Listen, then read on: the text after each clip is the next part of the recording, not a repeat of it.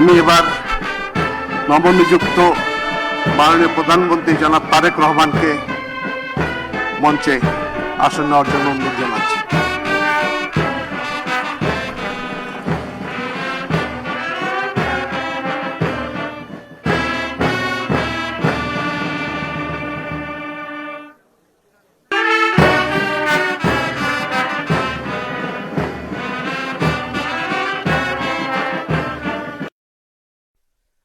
أعوذ بالله من الشيطان الرجيم.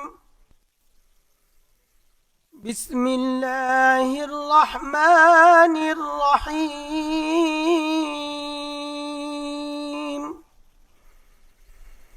قل اللهم مالك الملك تؤتي الملك من تشاء وتنزع الملك ممن تشاء وتعز من تشاء وتذل من تشاء بيدك الخير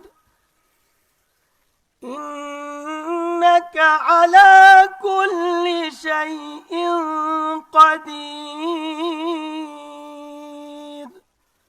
صدق الله العظيم.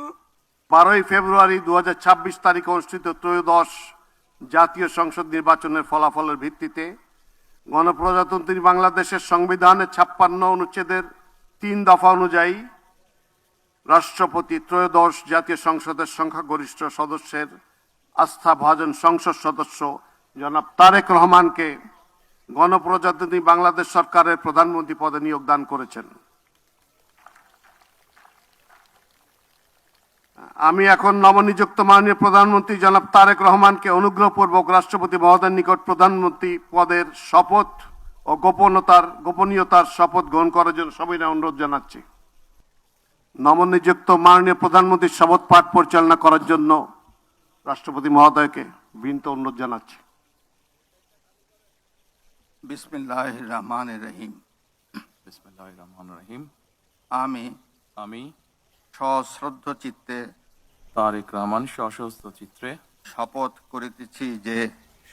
করিতেছি যে আমি আইন অনুযায়ী সরকারের প্রধানমন্ত্রী পদের